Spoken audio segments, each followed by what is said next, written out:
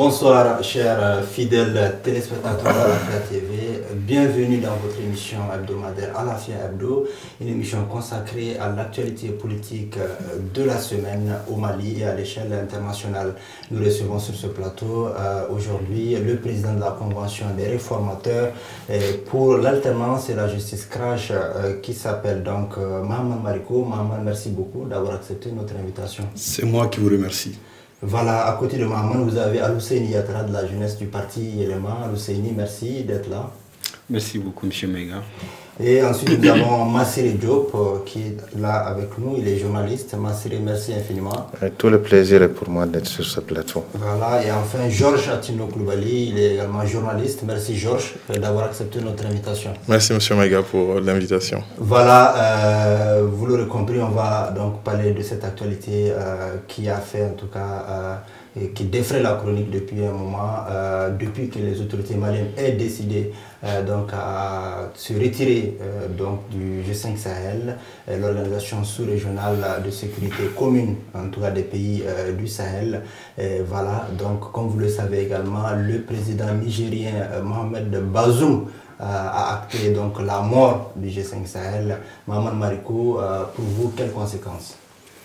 Je pense que tout d'abord, il faudrait remonter à la création même du G5 Sahel en février 2014.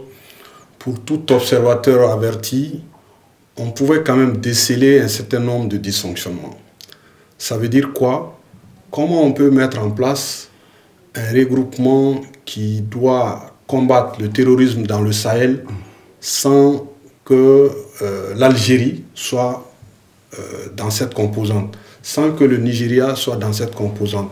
Je pense que ces deux absences sont déterminantes pour dire que la lutte contre le terrorisme dans le Sahel avec le G5 Sahel prenait déjà, dès le départ, des plombs dans les ailes. Et le deuxième dysfonctionnement, c'était de penser mettre en place un tel projet ambitieux en comptant encore une fois de plus sur l'aide extérieure. Parce que si vous voyez au départ, avec un budget prévisionnel de plus de 147 millions de dollars, les 5 parties plus le parrain qui est la France comptaient sur, comme on appelle, l'appui des autres, c'est-à-dire les États-Unis, certains pays arabes, et notamment, comme on appelle, l'Union européenne et les Nations unies forcément. Donc pour dire qu'un projet qui se met en place et dont les acteurs n'ont pas les moyens comment on appelle ça, de leur ambition, je pense que ça pose d'énormes problèmes. Mais dire aujourd'hui que, également avec la situation politique confuse ou en fait créée par des situations de coup d'État dans 3 des 5 pays, à savoir le Mali, le Burkina Faso, le Tchad, et que quand l'organisation devait se retrouver au Mali pendant cette année, en février 2022, que cela a été ralenti ou en fait a été retardé pour des considérations de coup d'État, je pense que ça pose d'autres problèmes. Voilà. Donc je pense qu'au jour d'aujourd'hui, dès le départ, le G5 Sahel a été mal conçu, mais si l'on doit prendre, comme on appelle, l'idée comme telle, c'est une bonne idée parce que le terrorisme, lutter contre le terrorisme, aucun pays seul ne pourra le réussir. Donc le retrait du Mali a des conséquences. Bon, je crois qu'aujourd'hui, le Mali, à mon sens, ne devrait pas acter ou disons, voilà, s'engager à dire qu'il se retirait officiellement, comme on appelle, de ce projet. C'est vrai que quand on prend aujourd'hui le climat diplomatique, le climat politique entre le Mali et la France, qui constitue aujourd'hui le parrain non caché, comme on appelle, du G5 Sahel, il y a d'énormes difficultés entre ces pays. Mais pour ce qui concerne le bon voisinage, ou en fait la mutualisation des forces à lutter contre le terrorisme, le Mali doit faire extrêmement attention à ne pas se voir isolé vis-à-vis de ses voisins dans la lutte contre le terrorisme. Très bien. Alousseni Yatara, pour vous, quelles peuvent être les conséquences de ce retrait-là? Bon, d'abord, avant de répondre à cette question, je pense qu'il est important de faire un tout petit peu machine arrière, parce qu'il y avait une organisation similaire qui a été créée, je pense, vers les années 2010 avec l'Algérie, le Mali, le Niger et la Mauritanie, qui s'appelle à l'époque CEMOC, je pense. Je ne sais pas si c'est toujours d'actualité ou pas. Maintenant, par rapport, pour revenir un peu à votre question, le G5 Sahel, quand on regarde un peu, l'objectif même de la création du groupe des 5 pays du Sahel, c'était pour venir à bout du terrorisme qui est en train d'endiguer les pays du Sahel. Donc, comme il l'a dit, effectivement, quand on regarde un peu l'objectif même de la création, les moyens qui étaient, l'ambition, on pourra peut-être dire que l'ambition était un petit peu trop grande par rapport aux moyens mobilisés. Effectivement, et au niveau même de l'ONU, d'abord, il y a le mandat qui a été donné pour le G5 Sahel n'était pas un mandat robuste. Ça, c'est un. Il y a aussi le problème de fonds qui se pose. Donc, quand on regarde un peu, le G5 Sahel n'a pas pu mobiliser les environ 400 et quelques millions d'euros qu'il fallait pour pouvoir mettre en place, les différents organes du G5 Sahel. Et puis quand on parle du G5 Sahel aussi, les gens ont plus tendance à voir le côté force conjointe. Alors qu'il y a d'autres aspects du G5 Sahel qu'il faudra prendre en compte, notamment les programmes sur la gouvernance ou bien sur, en tout cas, les aspects de développement. Donc, il y a tous ces aspects qu'il faudra prendre en compte pour pouvoir faire une très bonne analyse. Ok. Massiré Diop, quelle est votre analyse en termes de conséquences de retrait du Mali? Bon, je vais me prêter à cet exercice-là qui consiste un peu à revenir un peu en arrière sur certains événements. Le CEMOC existe toujours. Peut-être qu'il observe une certaine hibernation, mais il existe toujours et son siège est toujours basé à Tamanrasset en Algérie. Maintenant, le G5. Effectivement, il y a beaucoup d'organisations similaires. Maintenant, prendre le G5 sous l'angle tout simplement de lutte contre le terrorisme, ça veut dire qu'au départ, ça n'allait pas tenir. Parce que vu déjà qu'il y avait beaucoup d'organisations sous-régionales qui sont là et qui ont un peu cette lutte, sécurité et développement comme ambition. Le G5, il a été créé quand? En décembre 2014 à Nouakchott. Et l'objectif de départ n'a jamais été la lutte contre le terrorisme. En tout cas, pas de façon directe. Ils ont créé l'organisation parce que tout simplement, il y a beaucoup aujourd'hui de projets qu'on appelle projets Sahel. Les États-Unis en ont, les Nations Unies en ont, et beaucoup de pays européens aussi en ont. Maintenant, ils se sont dit, nous qui sommes président du Sahel, pourquoi on n'essayerait pas à notre niveau de créer notre propre organisation où les fonds que ces gens-là disent que c'est pour développer, ça passe d'abord par nous parce que c'est nous qui connaissons mieux notre pays, nos réalités. Est-ce que vous voyez? Donc c'est comme ça que l'idée est née, de créer ce G5. Parlant de la force conjointe, la force conjointe n'a été créée que 2 ans ou 3 ans après. Elle n'a vu le jour qu'ici à Bamako. Je ne sais pas si vous vous rappelez de cette réunion. C'était en février 2017. Avant cela, il y avait un projet embryonnaire lorsqu'il y a eu, je ne sais pas où est-ce qu'ils se réunissaient, mais en tout cas, ça a coïncidé avec l'attaque du Radisson en 2015. Cette réunion a dû être écourtée. Et finalement, le véritable sommet, c'était en fin 2016. Ils allaient évoquer cette problématique de la sécurité. Et finalement, ça n'a pas eu lieu. C'est en février 2017 qu'ils ont décidé de mettre ça à jour.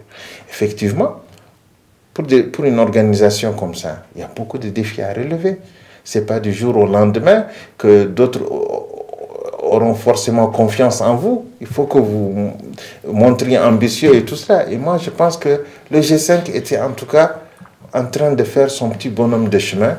Et si on lui avait laissé le temps qu'il faut, je pense qu'il les acteurs, en tout cas, directement impliqués, ils parlent véritablement de manque de moyens pour pouvoir bouger. Non, vous savez, c'est tout à fait normal. Même aujourd'hui, la MINUSMA, on parle de manque de moyens. Même d'autres si, parce qu'on dit tout le temps qu'il lui faut un mandat robuste, qu'il faut des hélicos, qu'il lui faut plus. Donc tout cela, c'est des moyens aussi. Donc pour une organisation, c'est pas facile du jour au lendemain de mobiliser les moyens. Ces gens, je vous ai dit, il faut voir partout, il y a des programmes Sahel. Si les pays même concernés directement par cette histoire de développement du Sahel ne se manifestent pas, et que ça vienne toujours de l'extérieur, et ils ne connaissent pas nos réalités mieux que nous. Voilà. Ok, Georges, vous, votre point de vue par rapport à ce retrait-là, est-ce que ça a des conséquences lourdes? Déjà, le G5 se présentait comme un cadre institutionnel de concertation, de coordination des coopérations, en tout cas au niveau régional. Donc c'est toujours louable que des pays africains qui ont les mêmes problèmes puissent se mettre ensemble pour chercher des solutions communes. Mais ce retrait, en tout cas cette décision des autorités maliennes, pour moi, ça acte le début de la fin, en tout cas du G5 Sahel, parce que déjà les pays qui composent cette institution, comme on l'a si bien dit, il y a déjà 3 des 5 pays maintenant où il y a eu un coup d'État, où il y a des militaires qui sont à la tête de ces pays-là. Donc on voit que aujourd'hui, les relations aussi entre ces pays deviennent de plus en plus compliquées, mais les relations aussi entre certains pays du G5 Sahel et puis la France, qui était aussi, sans être officiellement membre du G5 Sahel, qui est aussi un acteur très important du G5 Sahel. Donc ces relations sont très compliquées. Donc cette décision des autorités maliennes, pour moi, c'est un acte, en tout cas, qui sonne le début de la fin de cette organisation qui n'a pas pu. Qui pensent déjà que c'est pas possible que ce retrait soit effectif tout de suite, parce qu'il y a la Convention de Vienne qui parle de 12 mois pour ce retrait lorsque c'est pas prévu. Dans la convention du G5 Sahel, en tout cas, ce n'est pas la fin de l'organisation. Parce que pour que l'organisation soit dissoute, il faut que la demande vienne d'au moins 3 des 5 pays du G5 Sahel. Donc pour le moment, on a le Mali qui suspend. Voilà, et le Niger qui dit que le G5 Sahel est mort par la voix du président nigérien, même s'ils ne disent pas qu'il se retire ou qu'il demande que la dissolution du G5 Sahel, mais il manque encore un autre pays pour que, selon les textes, en tout cas du G5 Sahel, pour que l'organisation soit dissoute. Ok, Maman Marco, est-ce que ce retrait, en tout cas cette fin annoncée du G5 Sahel, ne donne pas un peu raison à la CEDEAO, à l'Algérie, qui à un moment donné n'ont pas voulu du tout de cette organisation-là? Oui, je crois qu'il y a pour le moment 2 grandes annonces faites. Venant du Mali, c'est aussi dû à la frustration et à un dysfonctionnement, comme on appelle, au sein même de l'institution. Parce qu'aujourd'hui, il faudrait quand même que cela soit clarifié pour l'ensemble des partenaires qui se sont retrouvés. Pourquoi le Tchad, qui également connaît aujourd'hui une situation, comme on appelle ça, de coup d'État, puisse être à la tête de l'organisation et qu'on empêche le Mali, dont le tour arrive, de présider, comme on appelle, aux destinées de la même structure. Moi, je pense qu'aujourd'hui, cela a été suivi par l'annonce faite par le président nigérien pour dire que Bazoum, pour dire que à cause du Mali, le G5 est mort. Donc, comme pour dire qu'aujourd'hui, il faut trouver un bouc émissaire. C'est pas vrai. Non, moi je pense qu'il y a aujourd'hui un malaise dans le fonctionnement de cette organisation. Maintenant, il va falloir également que la France révise son rôle. Parce qu'on parle de 5 majeurs pays africains, mais la France quand même a un grand rôle au sein de cette organisation. Du coup, ça peut porter préjudice ou ça peut porter, comme on appelle ça, un coup sur les nouveaux acteurs qui sont quand même nationalistes à vouloir porter le projet de défendre leur pays d'eux-mêmes et avec des autres Africains. Moi, je pense qu'aujourd'hui, nous sommes face à un malaise, mais il y a des possibilités que les uns et les autres, parce que les Nations Unies ont dit que le retrait du Mali doit être révisé pour permettre, comme on appelle, à cette organisation-là de fonctionner. Il n'y aura pas d'organisation de plus pour le développement du Sahel. Il ne doit pas y avoir d'organisation de plus dans la lutte contre le terrorisme. Mais moi, je pense, au jour d'aujourd'hui, il y a besoin de revoir, comme on appelle, le nombre. Je disais tantôt, forcément, un tel projet doit voir quand même l'Algérie l'intégrer, le Nigeria l'intégrer, parce que les 3 pays, et disons les 5 pays déjà, ont une superficie de plus de 5 millions de kilomètres carrés. Il y a aussi ses problèmes. Voilà, non, mais, oui, mais aujourd'hui, il y a un projet similaire au Nigeria. Mais au jour d'aujourd'hui, comme je le disais tantôt, aucun pays seul ne peut faire face, surtout nous, les 5 pays cités. Vous avez vu un moment, le Tchad était au cœur de la lutte contre le terrorisme dans notre pays. Le Niger a servi de base arrière pour souvent notre armée qui était en position de faiblesse face, comme on appelle, aux attaques. Est-ce que quelque part le fait que le Mali ait choisi, en tout cas, de tisser des coopérations privilégiées avec la Russie ne soit aussi un des problèmes? Oui, mais moi je pense que la coopération avec la Russie n'est pas une nouvelle coopération. En fait, en République du Mali, depuis les premières heures quand même de l'indépendance, le Mali est en étroite collaboration avec la Russie. Et si vous voyez, les premières unités industrielles quand même ont été apportées au Mali. C'est pour dire que la France est au cœur, en tout cas. Oui, mais c'est pourquoi je dis aujourd'hui. Oui, mais c'est pourquoi je dis aujourd'hui, il va falloir que la France quand même revoie son niveau d'implication dans la gestion, comme on appelle, de cette affaire-là. Sinon, pour des raisons géopolitiques, la France et la Russie, comme vous le savez, c'est en fait, c'est de bonnes guerres, mais sauf que nous, malheureusement, nous n'arrivons pas à privilégier nos intérêts comme le font ces deux-là. La Russie, la France sont en train de défendre leurs intérêts, mais en nous aussi de comprendre que nos intérêts sont dans la mutualisation de nos forces et à comprendre quelles sont les faiblesses des organisations qu'on met en place comme le G5 Sahel et pouvoir les corriger et avancer tout en maintenant... et ce travail-là est fait ou pas? Bon, je pense qu'au jour d'aujourd'hui, avec la situation actuelle, ça semble difficilement être vu sur le terrain. Et il y a plus, voilà. Alors, que pensez-vous, en tout cas, de cette nouvelle configuration géopolitique sur le terrain, notamment au Mali, dans le Sahel central, parce que le Mali est sur les 2 fuseaux, je crois, fuseau ouest, fuseau centre. Et le Mali est entre dans ces 2 fuseaux-là. Le Mali se retire. Et véritablement, la Russie aussi se positionne contre, on peut dire, au détriment de la France. Vous, quelle est votre perception? Bon, d'abord, je pense que c'est important de préciser même ce qui nous a conduit à cette situation. Parce que c'est vraiment une première ainsi qui est arrivée avec le G5 Sahel. Pour une première fois depuis sa création, comme il l'a précisé M. Diop, en février 2014. En décembre. Oui, il a été ratifié, la convention a été ratifiée en décembre 2014. Toujours en Nouakchott. Voilà, donc c'est quand même une première. Depuis cette année, il n'y a jamais eu de blocage. Donc chaque année, le sommet des chefs d'État qui se tient dans un pays, donc le pays hôte qui accueille le sommet, est automatiquement désigné comme le président de la conférence des chefs d'État pour une année.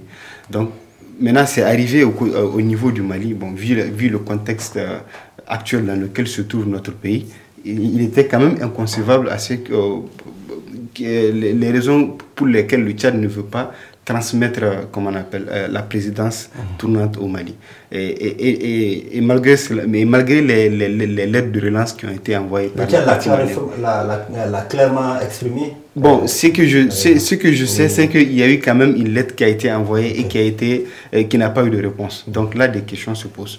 Donc maintenant, pour revenir à votre question, je pense qu'il sera très difficile de venir à bout de la crise sécuritaire, surtout niveau terrorisme. Parce que quand vous regardez, le Mali est pratiquement le bastion même comment on appelle, est le foyer du terrorisme. Donc si aujourd'hui le Mali se retire du G5 Sahel, il n'y a pas question de G4 ni de G3 parce que, comme vous l'avez annoncé, le président Bazoum a carrément dénoncé lui aussi à son tour la coopération entre les membres du G5 Sahel.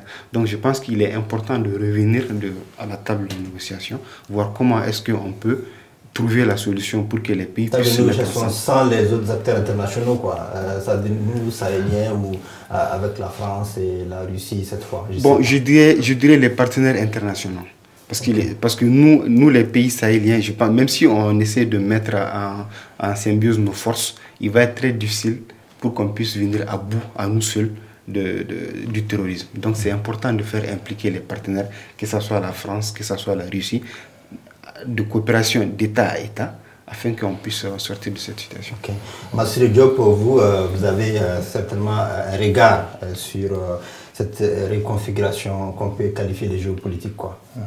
Oui, absolument. Vous savez, il est important quand même de préciser quelque chose. C'est-à-dire que quand on créait le G5, tout de suite, on n'avait pas pensé à la France. Peut-être que c'est après que l'implication de la France, surtout avec l'élection de Macron, est devenue beaucoup plus visible. Le G5 est ouvert à tous les partenaires qui veulent le soutenir. Et moi, je pense que les perspectives, en tout cas, étaient très belles. N'eût été la guerre actuellement en cours entre la Russie et l'Ukraine, je pense que aujourd'hui, le G5 allait être une organisation que beaucoup d'autres voudraient soutenir. Je parle surtout des partenaires. Mais il faut dire que actuellement, on assiste à une nouvelle donne. Déjà, pour mettre fin au G5, vous savez qu'il y a des procédures. On n'en est pas là. Aujourd'hui, entre les États même du G5, les rapports ne sont pas aussi cordiaux qu'avant. Il y a des tensions diplomatiques même entre États du G5. C'est ça d'abord qu'il fallait corriger. Et certains n'ont pas vu la sonnette d'alarme que le secrétaire général des Nations Unies avait tirée bien avant qu'on en arrive là. Et il était dans une tournée au début du mois. Il avait prévenu que dans l'allure où vont les choses, avec ces coups d'État qui se répètent, il ne voit pas d'avenir pour le G5. Et moi, je pense que les gens n'ont pas tout de suite pris ces propos au sérieux. Et là, on voit qu'on est en train d'aller vers cela. Mais peut-être que pas aussi, là, mais est-ce que les gens ont le choix? Je ne sais pas. Non, ce qu'il y avait lieu de faire. Moi, je pense que ce qu'il y avait lieu de faire, c'est que la discussion puisse déjà être beaucoup plus fluide entre États du G5. Nous avons les mêmes problèmes. Nous avons les mêmes réalités. Nous avons décidé, parce qu'aujourd'hui, il faut se le dire, il ne faut pas se tromper. La mutualisation, on ne peut pas avoir mieux. Aucun pays au monde à lui seul ne peut lutter contre le terrorisme. Et aucun pays, c'est-à-dire dans un espace, je veux parler dans une région géographique bien donnée, ne peut prétendre seul pouvoir sécuriser son pays, parce que la menace, elle est transfrontalière. Ils peuvent faire tantôt... On connaît tous l'état de nos frontières.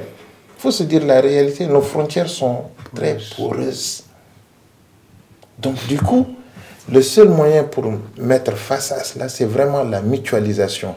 Et moi, je pense qu'il y avait des opérations qui étaient en cours avec le soutien tantôt de Barkhane et avec le soutien... N'oubliez pas aussi que les Nations Unies ont décidé, je ne sais plus c'était au cours de quelle réunion de Conseil de sécurité, mais dans le mandat de la MINUSMA, il y a le soutien à la force conjointe du G5.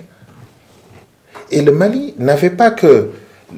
Au Mali, on avait en compte l'état-major du G5. C'est au Mali que ça se trouve. Vous vous souvenez, à un moment donné, c'était à Sévaré, jusqu'à ce que ça ait été attaqué. Aujourd'hui, c'est ici, à Bamako, que ça se trouve. Vous avez aussi les deux, comment on les appelle, les deux postes avancés, c'est-à-dire le secteur ouest et le secteur centre.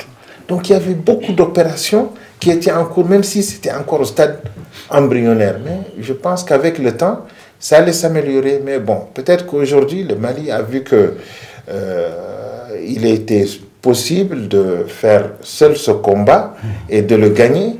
Bon, c'est un bon choix stratégique. Wait and see.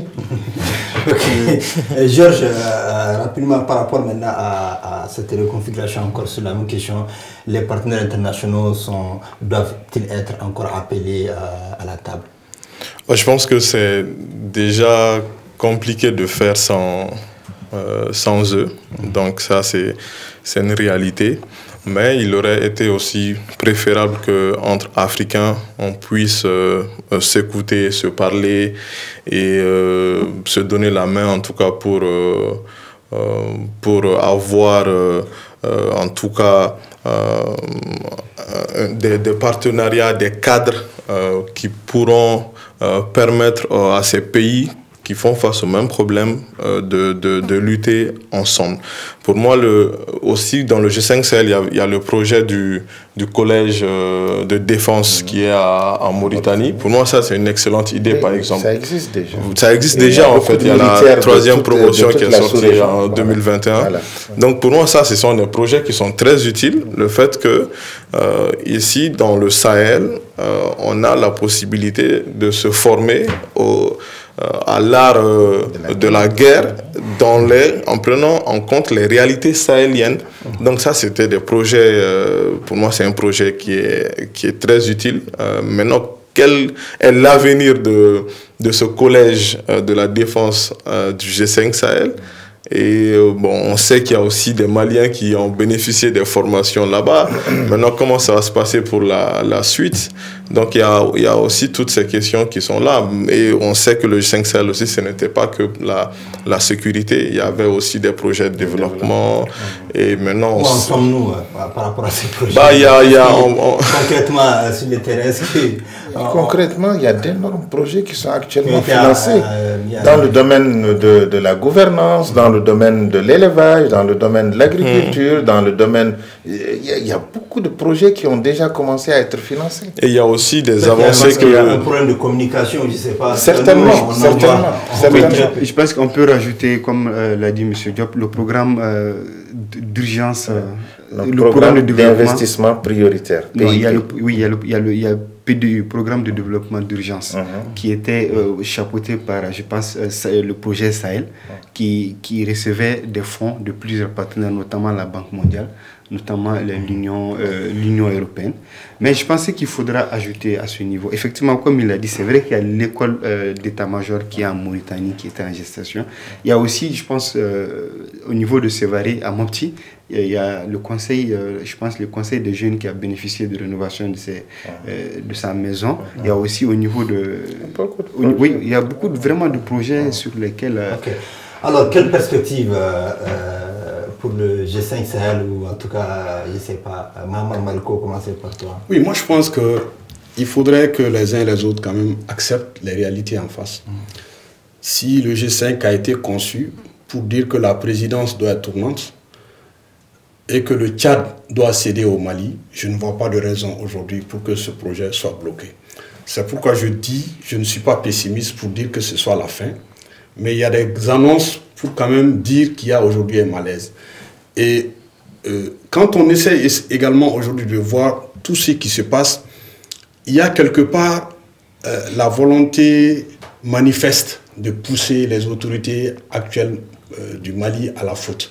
C'est pourquoi j'ai dit que les annonces qu'ils ont faites pour dire qu'ils se retiraient des instances, pour moi, n'avaient pas lieu d'être tenues. Ça n'engage que moi. Pourquoi?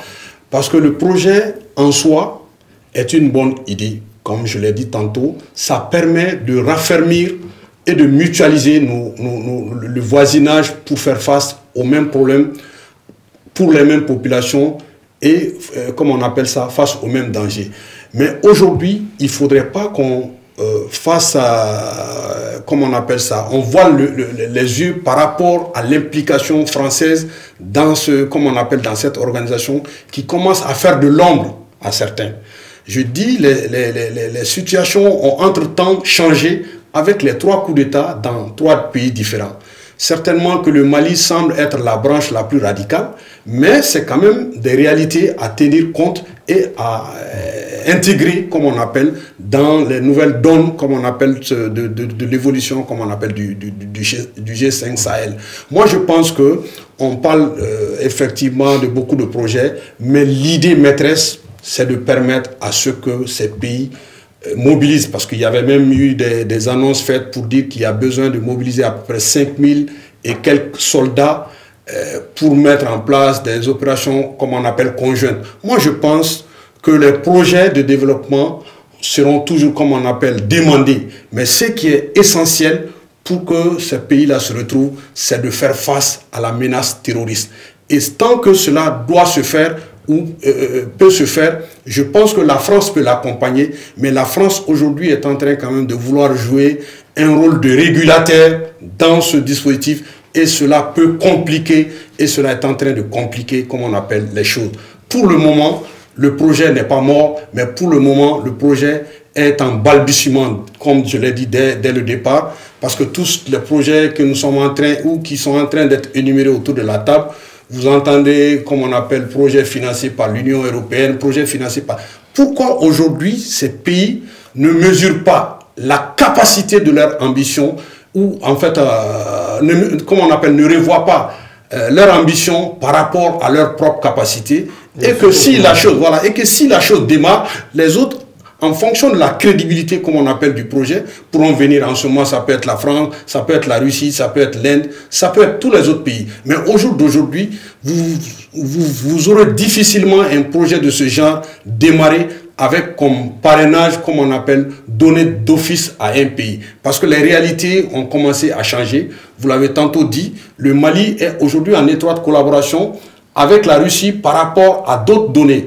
Et aujourd'hui, la Russie est en guerre ouverte avec l'Union européenne par rapport à la situation ukrainienne. Donc aujourd'hui, on ne peut pas faire fi de ces différentes évolutions. Si cela est, moi je pense que les autres pays doivent comprendre que la présidence tournante ne doit pas être influencée par qui que ce soit. Il faudrait que l'ordre soit respecté et que les autres puissent venir après. Al-Husseini, l'ordre doit être respecté. Vous pensez, mais aussi, quelles sont pour vous les perspectives en termes de solutions, de sauvetage du G5 Sahel? Bon, je pense qu'on doit quand même regarder un peu en arrière. Déjà, quand on regarde les acquis du G5 Sahel, il y a d'abord le fait que déjà quand il y a un des pays membres est attaqué par les terroristes, le pays membre attaqué a la possibilité de pourchasser les terroristes jusqu'à 50 km au niveau dans l'un des pays membres. Ça, c'est un acquis. Le fait qu'il y a par exemple l'état-major qui a été créé, ça aussi c'est un acquis. Le fait aussi qu'ils ont supprimé les passeports entre les 5 pays du G5 Sahel. Donc chaque citoyen peut voyager librement dans l'un des pays. Ça, c'est des acquis. Et l'autre aspect aussi que j'aimerais souligner, c'est que par rapport à la mobilisation des ressources financières, les pays du G5 Sahel ont vraiment du mal à mobiliser les fonds dont ils ont réellement besoin pour faire le travail. Je l'ai dit à l'entame de mes propos. Je pense que c'était en juin 2017 quand la France avait porté une résolution au niveau de l'ONU pour obtenir un mandat pour le G5 Sahel. À l'unanimité, les membres du Conseil de sécurité avaient voté la résolution. Sauf qu'il n'y avait pas de mandat et surtout au niveau du fond, les États-Unis ont mis leur veto. Et jusqu'à présent, je ne sais pas si la donne a changé, peut-être Massiré Diop peut nous donner plus d'éclaircissement à ce niveau. Les Américains n'ont pas voulu quand même que le G5 soit financé à hauteur de ça. Maintenant, il y a aussi le volet projet Sahel. Parce qu'à un moment, il y avait une discussion qui se passait entre la France et les chefs d'État du G5 Sahel. Parce qu'autour du fonds qui sera géré pour la gestion du projet. La France disait à un moment que ces fonds devraient être mis à disposition directement au niveau du projet, alors que les chefs d'État pensaient que non, que c'est ces fonds-là doivent être mis à leur disposition et que c'est à eux, au niveau des États, qui doivent gérer ces fonds. Donc je pense que, grosso modo, il est quand même important que les États se mettent ensemble pour essayer de voir comment endiguer la crise sécuritaire qui nous incombe aujourd'hui. Ok, merci. Master Diop, est-ce que ce n'est pas trop tard cette mutualisation? Est-ce que c'est pas parti pour être dispersé, quoi? Bon, tout d'abord, j'aimerais revenir sur son interpellation par rapport à l'attitude des États-Unis. Non, les États-Unis ne sont pas opposés à un financement du G5 ou bien de la force conjointe, mais c'est des procédures. Vous connaissez un peu les anglo-saxons, comment ils sont. Pour eux, plutôt que de mettre une machine lourde comme la MINUSMA, doter cette force, la mettre par exemple sous chapitre 7 et consorts, il faudrait alléger un peu les moyens par lesquels la force conjointe peut être financée. Est-ce que vous voyez? De ne pas être tenu comme les mêmes contingences actuellement avec la MINUSMA, où c'est très lourd, même le fait d'avoir un mandat robuste pour la MINUSMA actuellement, ça pose problème, parce que vous connaissez très bien, ça ne fait pas partie, la lutte contre le terrorisme ne fait pas partie des objectifs de ces missions de maintien de la paix. Le truc, c'est des forces surtout d'interposition. Alors que nous, dans notre contexte, nous avons besoin de forces d'imposition de la paix. Bon, ça c'était un chapitre. Moi, je pense que pour l'autre, je ne pense pas qu'il faut tout de suite jeter le bébé avec l'eau du bain. Je ne pense pas qu'il faut tout de suite aller en disant que c'est fini, la page est tournée pour le G5. Le G5 va continuer à exister. Maintenant, il faudrait que les autres États essayent de voir un peu plus comment s'asseoir avec les autorités maliennes, avec les autorités burkinabées et tout, pour discuter. Moi, je pense que c'est comme ça parce que très généralement, en Afrique, nous avons l'impression que nos problèmes, souvent, c'est les autres qui discutent de ça à notre place. Mais aujourd'hui, le Mali, on a la chance aujourd'hui d'avoir un président de l'Union africaine qui est notre voisin direct. Ça, c'est une chance aujourd'hui. Oui, c'est une chance aujourd'hui. Plus d'autres. Donc, je ne pense pas que... Et aujourd'hui, il faut vous dire une chose. Vous vous souvenez très bien, le G5, quand il a été créé, mais il y avait beaucoup d'organisations et pays même, qui n'étaient pas d'accord pour cette création. Et d'autres voulaient avoir leurs représentants dans cet organe. Donc c'est toujours comme ça. Mais nous, ces gens ont vu que vraiment, les réalités, c'est nous qui les connaissons plus. C'est nous qui les sommes plus confrontés à ça. Donc, allons-y ensemble. Et moi, je pense, comme je l'ai dit tantôt, ce n'est pas la fin du G5. Il faut l'espérer en tout cas, parce qu'il a tantôt rappelé comment est-ce que la dissolution se fait. Donc il y a encore de la chance pour sauver le G5, parce que de toutes les façons, le Mali ne vit pas en territoire isolé. Nous sommes sous des espaces, nous sommes dans des ensembles, donc il faut qu'on aille vers ça. La mutualisation, tôt ou tard, elle se fera.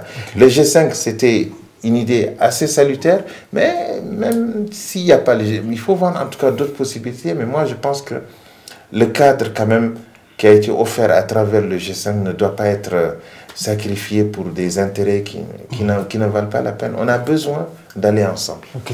Georges, faut-il sauver le G5 Sahel? En tout cas, même si il s'agit d'avoir un nouveau format où il faut peut-être en finir avec pour aller d'État à État, des relations bilatérales. Moi, je pense que forcément, moi, je ne serais pas étonné de voir en tout cas une possible médiation pour sauver le G5 Sahel. Ça ne me surprendrait pas, parce que le Mali d'abord suspend donc sa participation, et pour le retrait, il y a une procédure à suivre. Donc on n'est pas encore au bout de la procédure.